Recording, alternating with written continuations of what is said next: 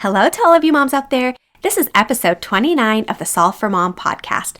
I'm your host, Anoki Kapasi. As moms, we've all experienced those days and weeks that just feel so scattered. We're really stressed and we've taken on so much. It's so overwhelming. We can't even be present with our own family. For our kids, the most important role we have in the world is being a mom to these precious little kiddos.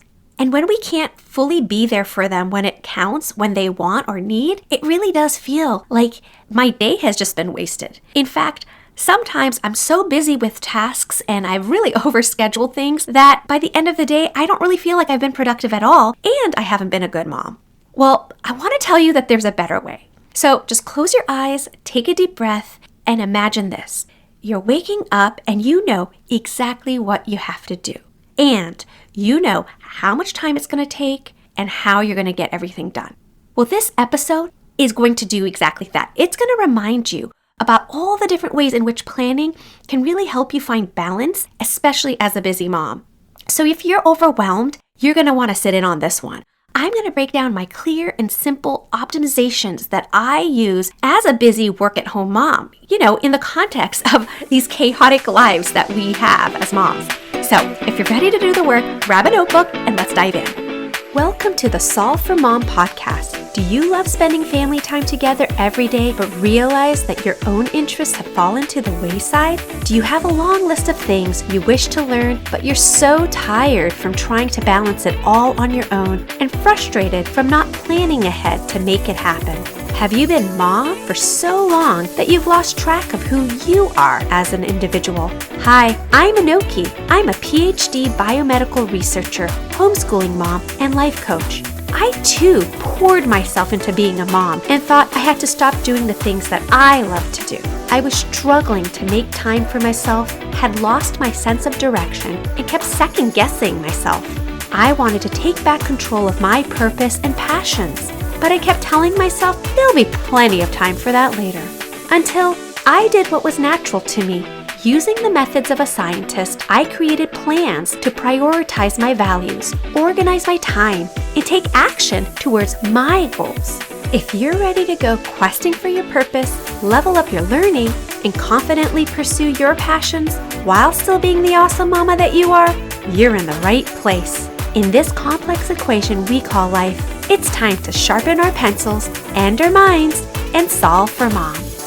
As moms, especially us overwhelmed moms, we have a tendency to overschedule. So it's easy to lose sight of our goal and often lose sight of our own needs.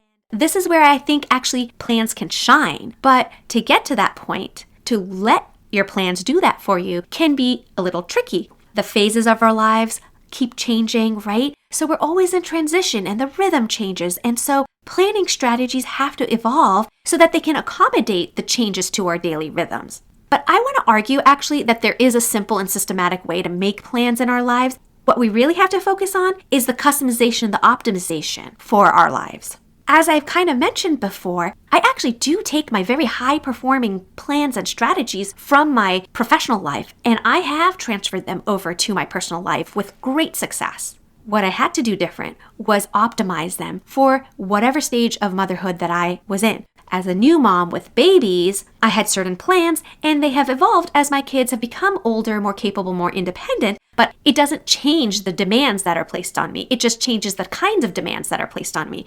And so I have adjusted my plans accordingly. Now, my approach to planning is sort of a hybrid method. I've taken a lot of the critical thinking components that come with the scientific method, and I've merged them with all the logistics capabilities of project planning when it comes to consulting. We're all very versatile and wear so many different hats in our family. And so my system for planning has to accommodate that variety. If you want to have my exact play-by-play steps for planning so that you can use that and apply it to any plan you want to create in your life, you should really take a look at my Balanced Mom Coaching Program. I've linked it in the show notes, and it is one of the main tools I use to help you regain balance and ditch that overwhelm. Now, before I had my breakthrough and started pulling in tactics from my professional life and using them to propel my mom life, I did experiment here and there. Sometimes I just had no plans. I was trying to wing it and kind of go with the flow and figure things out as they were happening and unfolding. And that really didn't work for me. And then sometimes I would find these pre-made plans, kind of like templates that were just super structured and rigid. For example, sometimes I would do that with school curriculum for our homeschool. I would just buy these curriculum. And you know what would happen? I would work really hard to build those into my workflows before testing them out. And then in a short time, I would just ditch them and they would go unused. So not only had I sometimes spent money, but I had wasted all this time trying to build them into my life only to find out they really weren't suited for my particular life. I'm sure they work for many other people out there, but they weren't customized for what I needed or what my family needed. And so I could have easily made similar mistakes when I was taking a lot of the strategies from plans in my professional life. But what made them work is that I customized them. I customized them for my time, my location, my energy, and season of life for my goals. And actually, when you look at my plans for finances or homeschooling or meals or even how I plan for vacations, my planning strategy doesn't change all that much. I actually use the same system. What changes are the custom elements. I optimize our homeschool plans to fit the needs of, a third grader and a kindergartner and my teaching style and their learning styles. I customize it for how much time and energy we wish to spend on certain days in school. I've customized it so that it can accommodate learning inside the house, learning with friends, or learning as we travel or on field trips. Our financial planning, it's the same thing. I had to customize it a lot. It incorporates the values that my husband and I believe in. And so when we invest in those kinds of companies and products that align with our values. We feel aligned in our level of risk taking. And so we also manage our finances with that in mind. We both talk at length about how much time and energy we want to put into our jobs where we get most of our income and adjust our financial plans accordingly. With planning, I never have to wonder, what am I going to do tomorrow? And with optimization and customization of my plans, I never have to wonder, will this plan work for me? If you want to get things done, you have to have plans in place. And if you want to get things done successfully, then you have to have optimized plans in place. So optimization of a plan really involves just constant testing and retesting. So each time you run through the plan, you gather more information and you find ways to improve it and refine it. Optimizations are really important to consider when you're creating your plans, but also after you've tried out your plans, you can work on refining them. And the more you optimize, you're increasing your chance of success. If you want to have a peak performance as a mom, then your plans have to optimize for the realities and actualities of being a mom, especially a busy working mom.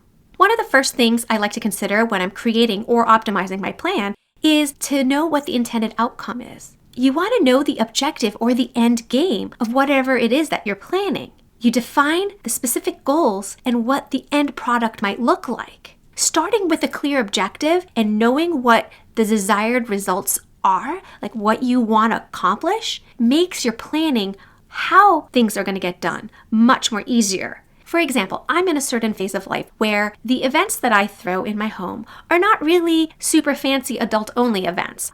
I'm really enjoying having events and parties where I get to invite families that include kids and where the kids all get to socialize and play and have fun while the parents get to mingle. And so when I'm setting up my house or designing the menu, I'm not necessarily looking to just impress a bunch of adults. I also want it to be comfortable and enjoyable for younger kids. Now, another thing I like to incorporate when I'm creating plans is some sort of information gathering step. So what this step entails is gathering and organizing knowledge effectively. You want to spend some time being able to gather information. Maybe that involves researching or collecting relevant resources. It often involves asking questions. And so usually by the end of this process, you'll have a really good sense of all the pieces of information that you seem clear on. And then through asking questions and other ways, you can also identify the gaps and things that you don't know. And it's not that you necessarily need to have all the information for every step, but sometimes there's information, critical information, that you lack that you need to do something about and gather more information on. Maybe you're working on a project and it requires additional skills. Or maybe you need to pin down the logistics about the time and space and some basic information. Any sort of procedure that you need to document or important detail should be part of the plan. And whatever method you use to gather your information, to research and to document everything should be optimized for your particular lifestyle and for your particular preferences. Like, I don't see myself necessarily going to the library and doing a bunch of research for every kind of project that I do when I'm in the planning stages. Do I use the library? Yes, but it's not my go-to place for every single thing that I plan out. Given my mobile, hectic, chaotic lifestyle, I often resort to internet sources or to quick summaries or articles that I can save and refer to later. Whatever your information gathering methodology is, it should be optimized for your particular style, and you should make sure that your plans actually have a information gathering and assessing phase. As part of this, you might also want to factor in some sort of decision-making framework, because once you have the information, you're going to have to do something with that. That's why it's part of your plan. There's many different creative approaches, and I have a lot of strategies that I use depending on what it is that I have to make a decision on. Sometimes, as you're gathering information, it also helps to brainstorm and figure out sort of what if scenarios. Well, if this happens, then the plan would be X, Y, or Z. But if that happens, then the plan would have to follow this other path. That type of mental exercise should be factored into your plans, depending on what the plan is. And whatever your approach to doing that brainstorming should all be optimized for your particular preferences. So for me, information gathering is usually built into every plan. When I'm planning for traveling or I'm working on a specific project, like a home project or something that requires some skills like a new hobby, a passion project of sorts, all of those, I spend extra time optimizing the information gathering step.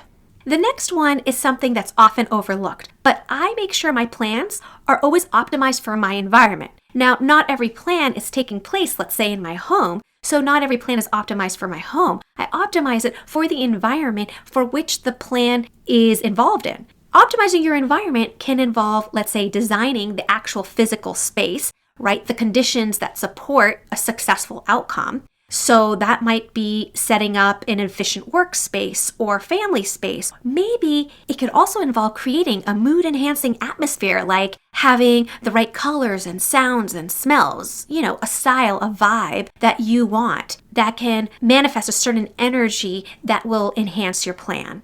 When you're thinking about your environment, you really want to minimize distractions and clutter and establish an environment that's going to support whatever routines you might need or whatever it's going to take to execute that plan efficiently. You're really going for feasibility and efficiency. Creating the best environment for my plan might even be something like what I'm wearing and wearing the right clothes in order for a particular event or project or whatever it is that I'm planning for. One of the biggest factors for me in my environment is the density. Can I work on this project, execute this plan when there's a certain number of people around? Perhaps, for example, when I'm planning production of my episodes for this podcast, I always make sure I communicate with the people in the house that I'm going to be in a certain location, which they know is my recording area. And I'm really trying to minimize how many people end up in my recording space while I'm recording. I also find that optimizing the environment is something that happens over time. You'll have used your plan a couple of times and you'll realize the ways you want to refine it, how you really want to organize your space and prepare it for, let's say, an event or visitors, or even preparing the environment in your mind or what you're wearing and have on your body. When it comes to plans that I go to the extra mile to optimize my environment, it's for things where I need to organize my space. Plans for events, for example, where I'm going to have visitors and people over, and I need to either prepare the space or optimize for the right number of people, the right density of people. There's also projects where I'm optimizing the environment in my mind, making sure I have the right mindset and frame of mind to be able to execute the plan. And then the fourth thing you want to optimize for, and this is really what most people think about when they think about plans, is to optimize for your time. You want to structure your schedule so that it's maximally effective. when you think about productivity tips, you're really talking about trying to get more done in less time. Well, I definitely do like structure and I like feeling like I'm productive, but there's a lot of other ways other than just getting a lot done in a short amount of time that makes me feel like I'm managing my time well. Other things I do to optimize my time is to make sure that I block time for different kinds of activities and how much you're going to block. And the way you do that is going to differ based on the activity and based on who you are and how you operate. You want to optimize these things that work for you and your lifestyle. Perhaps you have to build in buffers, which is something that I advocate for a lot. Because if your life is anything like mine, there's always going to be something that's going to throw a wrench in your plans. And unexpected things, especially with kids, always happens. So I like to build that buffer in. And based on where you are in your life right now and the speed and rhythm in which things take place, you're going to have to create a realistic timeline with the flexibility that your life needs when it comes to your schedule and your task load and the amount of time that you're going to give yourself to complete and execute this plan. Time management is really important to optimize for all plans. It's a critical component. I see this taking place a lot when I'm doing things like scheduling or home systems or my recurring tasks. Also, my homeschooling, because on one hand, our homeschool does follow a traditional school year. Then I also have different subjects which break down into different lengths of time. I do have weekly assignments that the kids work through, but sometimes we work on projects that are a month long. Sometimes we're studying a module that is an entire quarter. It really depends. And time management is key because we don't spend all day doing schoolwork either. And if you want to learn how I take big tasks and break them down into smaller tasks along a timeline, check out my part 2 on working on home projects. It's linked in the show notes, but I talk about my chunk and check method, which is sort of reverse engineering a project timeline. And the fifth consideration that can really enhance your plans and actually truly work synergistically with managing your time is for you to optimize your energy. You're going to want to be able to maintain and sustain your physical and mental energy for any given plan. What that means and what that entails differs for each of you. The amount of stress that you bear, your emotional energy, maybe it's your actual physical energy, how much movement and mobility you want to invest in for your plan. It can even be things like your hormones, maybe when you're actually going to use this plan and having it sync up with the levels of your hormones that greatly impact your energy and your mindset. There was actually a large international survey among working individuals, and one of the things that they reported was that minimizing stress was the biggest factor in their ability to be happy. And so that's not really too much of a surprise. The interesting thing about it was that people who planned ahead were better able to minimize their stress, which allowed them to be happier. So in essence, planning was found to be a go-to stress management tool for many adults. So I really think that when I come across information like this, it makes the case that having a plan in general is going to help you in strides when it comes to managing your stress and your energy levels. Once you have your plan in place, there's other things that you can do to optimize for your energy levels in your plan. And these are things like when you're scheduling for your plan and developing the timeline, make sure that you take your natural energy rhythms into account. And again, this will differ from person to person. Maybe you can plan in some rest and recovery periods, or you can balance some intense focus and plan in some breaks so that you're alternating and things go in waves for you. Another thing which I often have to do, I didn't realize that I had a lot of difficulty with naturally regulating my emotions. But once I became a mom, I realized that I am constantly needing to rely on emotional regulation tools. And so whenever I have a very demanding period, or I'm planning a lot, or just really working on something that is super important, I optimize my energy by protecting my emotional resources. So I take a look around my schedule and what does my day entail? What does my week entail? And understanding if there are periods that demand a lot of my attention or require me to be in a certain place emotionally, that my other plans for my day and my week take that into account. And so I'm not overlapping multiple plans that require my attention, focus, and patience, which are things that I often feel depleted in by the end of a long week. I All right, so I hope you can see how it's not really about having just a to-do list and making sure that you cross everything off that list. That's just not going to suffice. There are simple ways to create plans. However, there are also multiple things that you can do to enhance and customize that plan so it works best for you. Even if somebody else gives you a strategy and says, hey, this is the best home cleaning system you can use, you are going to have to take that and optimize it using at least these 5 areas that I talked about to make that plan now work for you. So those 5 things are to optimize your plans for the outcome, for information management, for your environment, for your time, and for your energy.